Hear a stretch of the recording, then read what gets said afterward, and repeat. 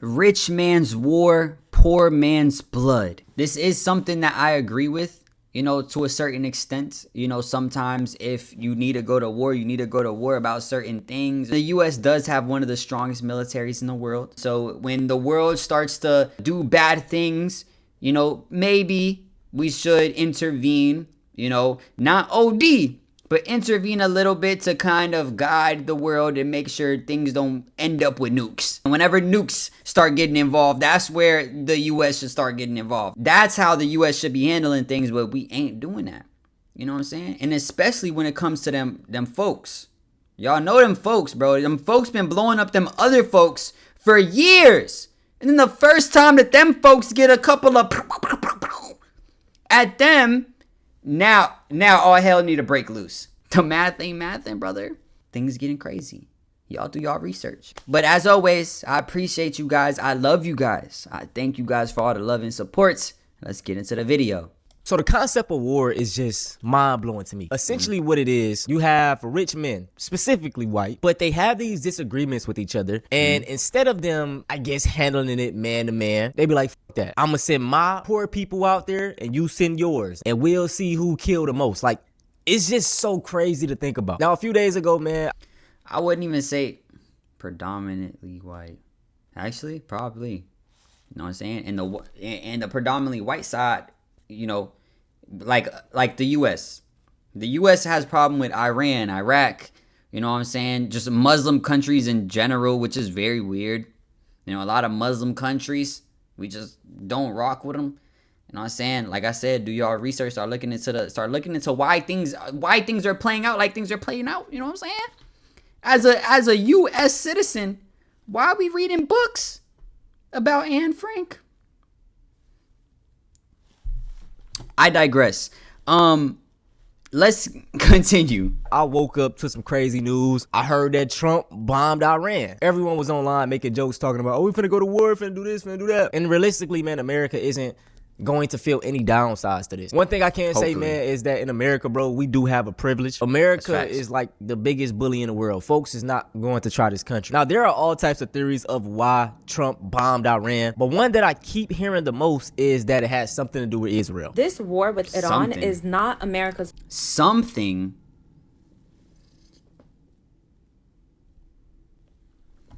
war. It is Israel's war that America is fighting on behalf of Israel using your tax dollars. You see, Iran is a threat to Israel's existence, and Israel will never stop until Iran is completely neutralized and they have full control over not just Iran, but of the entire region. Mainly because Iran is one of the largest sovereign nations in the region. They have no U.S. military bases, there is no U.S. embassy, and there is no U.S. puppet running the country like there is in the region. And most importantly, Iran supports and funds all of the groups that are fighting Western imperialism in the region. Very important to know that the Palestinian resistance would have never made it this far without the support of Iran. And you shouldn't take my word for it. You should listen to Palestinian martyrs like Nazar Banat, and you should watch this video on YouTube. Netanyahu knows that there is a small window to take out Iran right now, which is why they have tried to convince and pressure the U.S. to join them in this attack,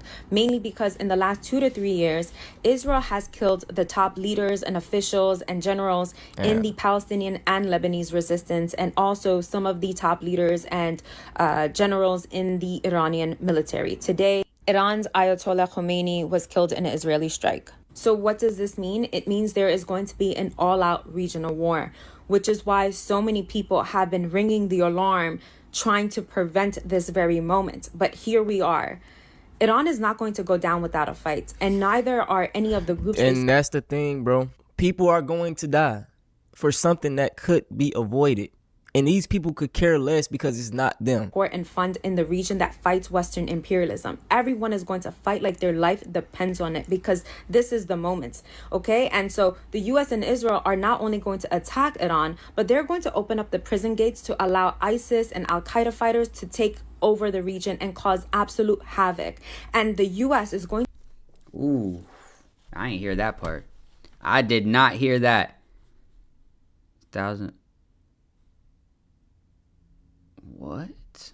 That is kind of crazy. outlandish behavior. ISIS and Al-Qaeda fighters to take over the region and cause absolute havoc. And the US is going to use this to make the case as to why they not only need your tax dollars to fund this war, it's why they're going to need your children to fight this war. And this, I want to say this again. These people have a problem with free school lunch, free breakfast, but have no problem with our dollars going to shit like this. These people will fight you hard down. No, my tax dollars is not going to feed these kids. But it can go blow up some innocent people, though. You know what I'm saying, bro? It's crazy. As the mainstream media continues. And I don't think I don't know what y'all aware of. But, and I believe it was in Iran, there was a school, it was a all girls, like a middle school, bro. It just got blown to bits. Just got blown to bits. What do you expect people to do when you start doing shit like that? And, you know, Israel's already... I'm supposed to say them folks. Chill out. I'm supposed to say them folks. You know, hey, them folks. Them folks been blowing up these folks for how long? You know what I'm saying? And then now... But something I was reading about today, it was... So, one of the things is... When it comes to Venezuela, main shit was the fucking oil, bro. You know what I'm saying? That's why they took that nigga. They didn't take that nigga just to help Venezuela. We don't care about helping niggas, obviously. You know what I'm saying? There's always got to be a background thing. And whenever it comes to the background thing, you just got to follow the money. Just follow the money. Venezuela makes their money off of oil for the most part. Follow the money. And even when it comes down to Iran, Iran has one of like the biggest oil supplies in the world type shit. You know what I'm saying? And there is a certain part. It's I forgot what it's called. But it's where ships go through in order to send oil to these other countries. And one of the people that Iran sends their oil to is China. And that's how they make a lot of their money. And that's how China gets a lot, or damn near most of their oil. So what happens is Iran was standing on business when it comes to that motherfucking, that little opening to where all them ships go by to send oil, because they send millions and millions and millions of gallons of oil to these different countries.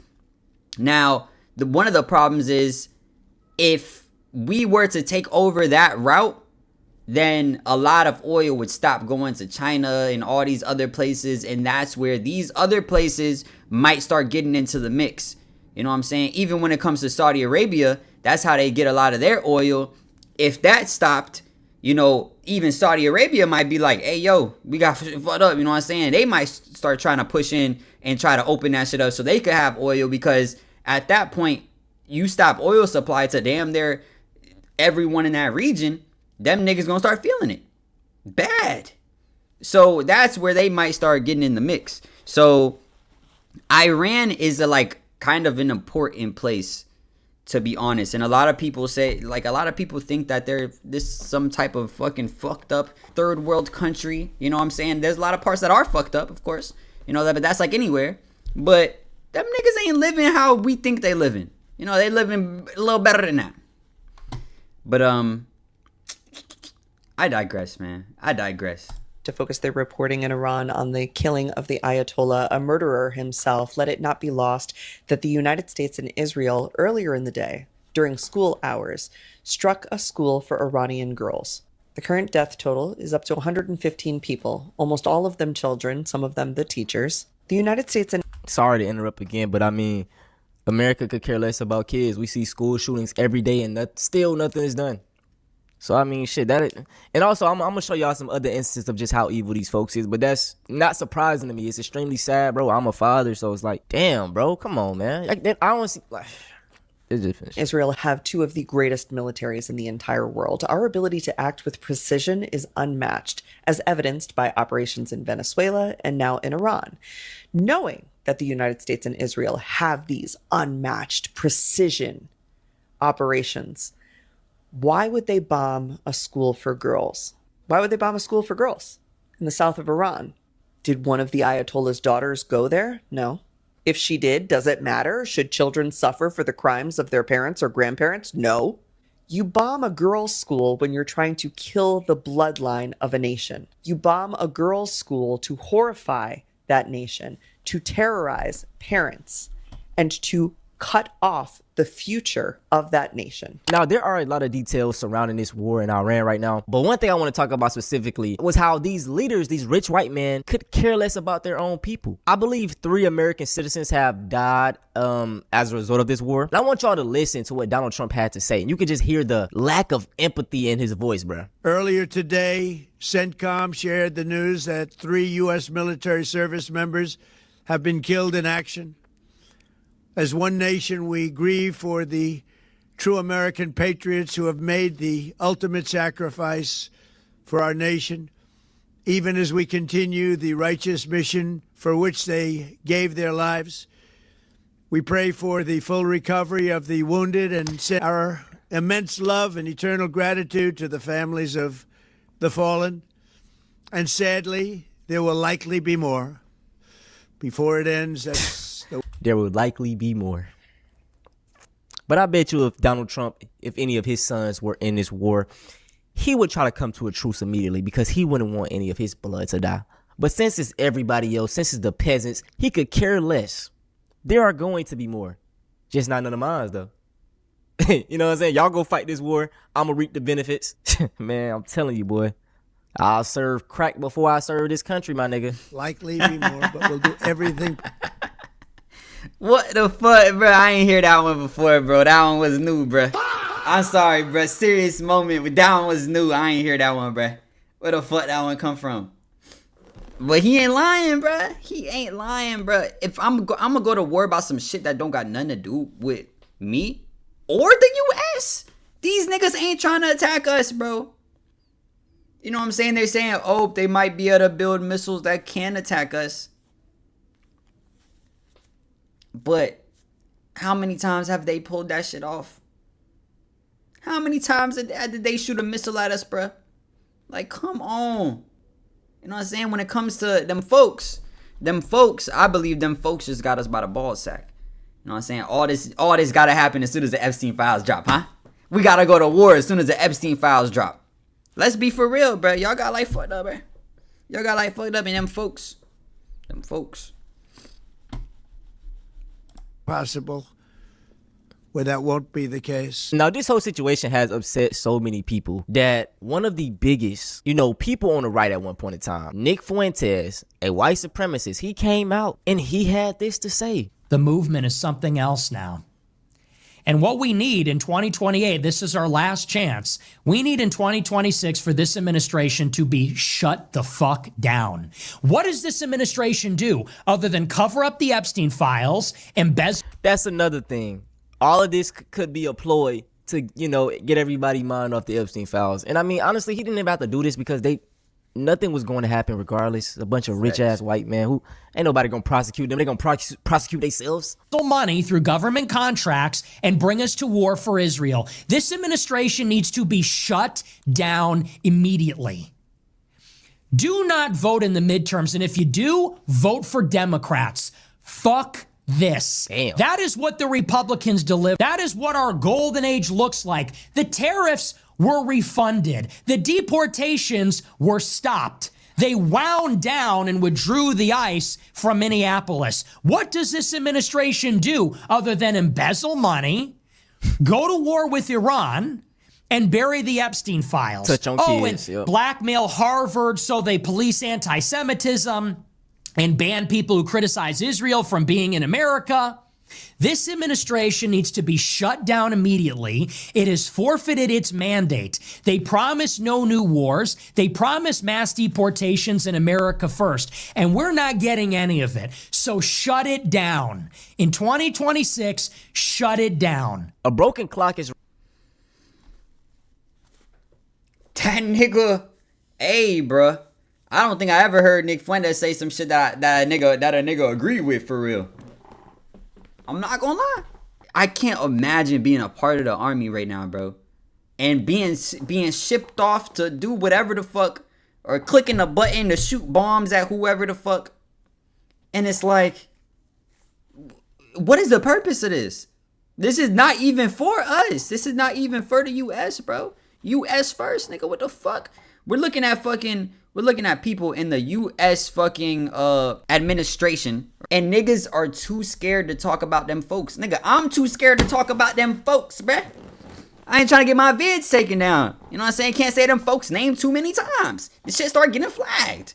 But that's how much they got us by the sack. It's supposed to be U.S. first. I saw a video of a dude walking around Congress or some shit, and he's like, yo, would you put U.S. or them folks first? And they're like, we're not answering those questions, and sorry, it would come on, bruh. Come on, bruh. How we in the U.S. them niggas scared of them folks? How you scared of them folks, bruh? If he said U.S. or whoever, it doesn't matter who the fuck other place it is. First, they gonna be like, U.S. Yes, sir. Come on. Right, twice a day. So, hey. Now, for the end of this video, man, y'all know I gotta bring my blackness into it, some of my black history. But all of the things that America do is not surprising. If you take a look through history, America has did some heinous ass acts. Today marks 40 years since the city of Philadelphia dropped a bomb on a home on Osage Avenue in Cobbs Creek, targeting the fuck was that? The fuck? I ain't hear about that shit. I ain't never knew about that shit. I mean, this shit was way before I was born, so I ain't gonna say that shit. But fuck. Black liberation group MOVE. City Council voted last week to declare today a day of remembrance and reflection. The resolution was sponsored by... This is the type of stuff that radicalized me, y'all. Like, just learning about stuff that happened 40 years ago. This stuff wasn't that long ago. These people did everything possible to keep black people down. Sounds cliche, but they literally did. They literally still are. 40 years ago. How many of y'all even knew about this? I'm pretty sure half of y'all didn't. Some of y'all did. Dropped a whole bomb on a black neighborhood. City Council member Jamie Gauthier, who read the names of the 11 people who died on that day in 1985, 5 of them children.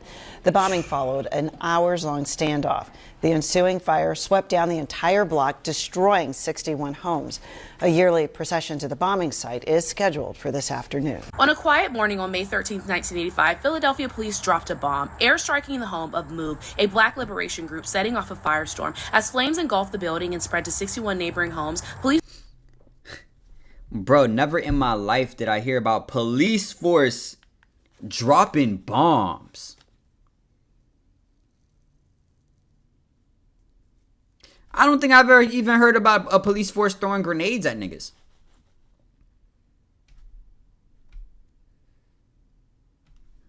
Never heard that shit either. I'm not gonna lie. Like, just one singular grenade. Like, oh yeah, the police threw a grenade at such and such.